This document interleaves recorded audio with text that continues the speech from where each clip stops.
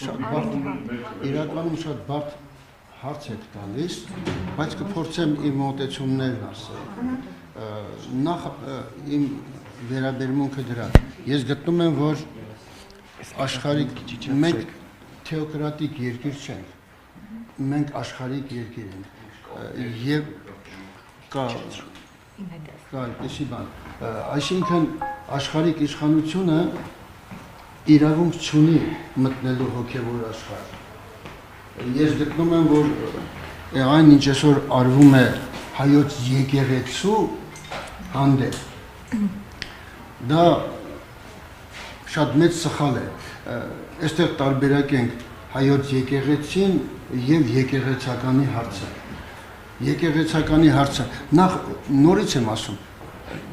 վարչապետը ինչ է, չգիտեմ, ես արդեն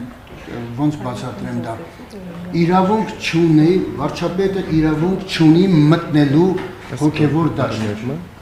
Բացարձակապես, դա հոգևոր դաշտի տիրույթն է, եթե դժգոհություն կա, դա որոշելու են եպիսկոպոսները, արքեպիսկոպոսները, հոգևորականությունը եւ ժողովուրդը։ Իրականում այս գործընթացի հիմքում շատ ավելի խորը բան կա։ Ինչ կա։ Խորը։ Պարոն Ասլանյան, Սա հարցազրույց, սա արդեն ճեպազրույց չեղավ, հարցազրույցի բայց իմանանք էլի։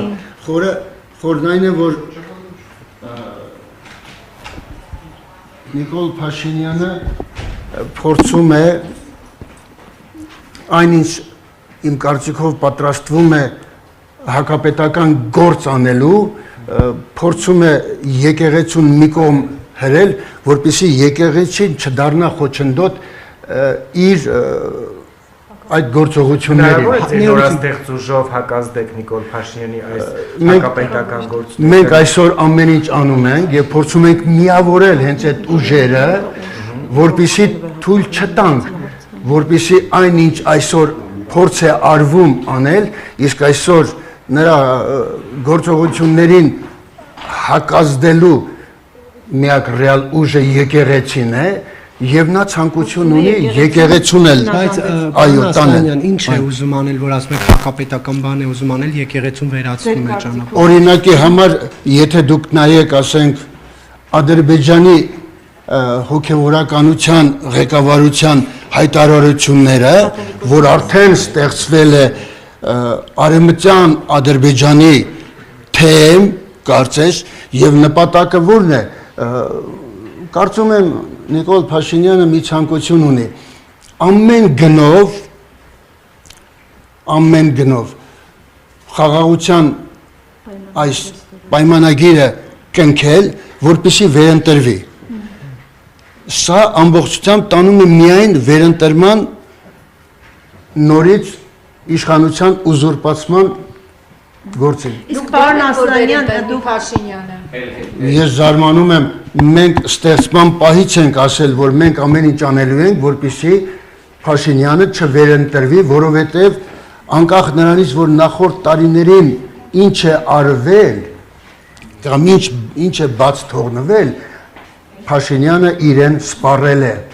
եւ նա պետք է հեռանա։ Իսկ պարոն Ասլանյան, դուք ինչ եք կարծում կամ հնարավոր համարում եք, որ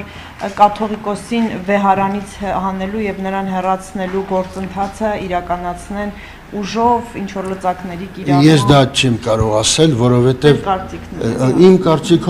իմ կարծիքով չեն գնա այդպիսի կոպիտ բիրտ ուժի օգտագործմանը, կարծում եմ կփորձեն այլ ճանապարհներ։ Ինչ մեթոդ, ախր լծակ չկա, ձեզ ինչ մեթոդ։ Այդ հենց հարցն էլ դա է, որ այս մարդիկ պատճառահետևանքային կապը չեն հասկանում։ Որպեսզի մի բան լինի, պետք է նախ եւ առաջ հիմքը լինի, որպեսզի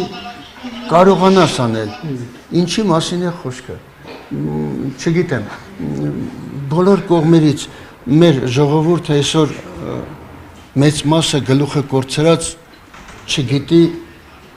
ինչ է լինելու։ Դուք ձեզ մեղավոր համարում եք, որ ժամանակին աջակցել եք Փաշինյանին, հաշվի առնելով այն բոլոր քայլերը, որ այսօր ավելի վաղ իրականացել եկեք այդպիսի պրովոկացիոն հարց չտալ։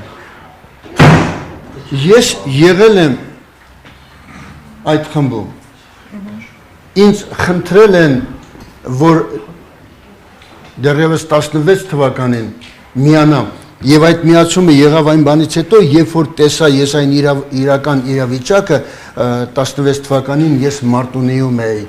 իմ ընկերների հետ միասին, Մարտունի 2-ում էի։ Երբ որ վերադարձա, ես հասկացա, որ երկիրը իսկապես փոփոխության պետք է գնա, բայց այստեղ ուրիշ է, որ մեր ժողովուրդը մի ծայրահեղությունից ընկավ մյուս ծայրահեղություն։ Որն էր այդ ծայրահեղությունը։ Նա էր, որ ես մի առիթով ասել եմ,